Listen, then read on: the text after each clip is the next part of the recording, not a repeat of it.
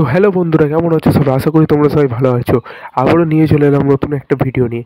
আজকের ভিডিওর নাম হচ্ছে খরগোশ ও শিয়াল। চলো শুরু করা যাক খরগোশ ও শিয়ালের গল্পটা। এক নেকড়ে বাঘ একটি ঘুমন্ত খরগোশের ওপর ঝাঁপিয়ে পড়ল। বেচারা নিদ্রা থেকে জেগে দেখল সে মৃত্যুর কবলে। তার অন্তরাত্মা শুকিয়ে গেল। সে তখন অনুনয় বিনয় করে বলতে লাগলো, আমি খুব ভালো করেই জানি আমি মতো এই দুর্বল প্রাণী জাহাপনার ক্ষুধা মেটাতে পারবে না।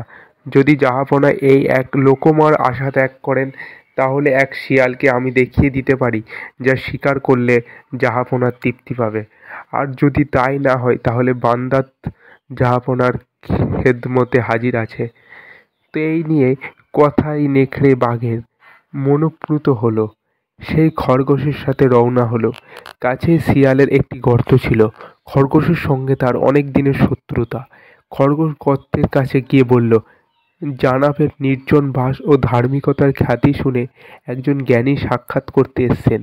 যদি অবসর থাকেন তাহলে এখানে সাক্ষাতের সুযোগ দিন, নতুবা আপনার সুবিধার মতো খেদমতে হাজির হবেন।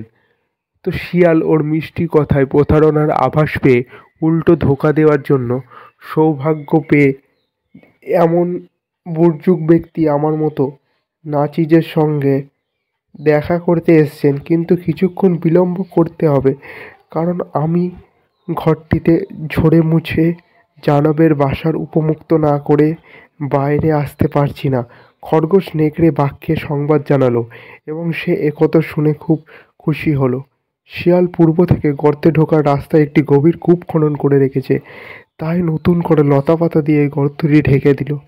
খরগোশ নেকড়ে বাঘকে নিয়ে সেই অন্ধকার গর্তে ঢুকতে গেল এবং দিশা না পেয়ে গভীর কূপে পড়ে গেল। নেকড়ে বাঘ ঘটনাটি খরগোশের চালাকি মনে করে তৎক্ষণাৎ তাকে মেরে ফেললো। তো এর থেকে শিক্ষা হলো, বুদ্ধিমানকে কখনো ধোঁকা দিতে নেই। তো এই ছিল গল্পটা।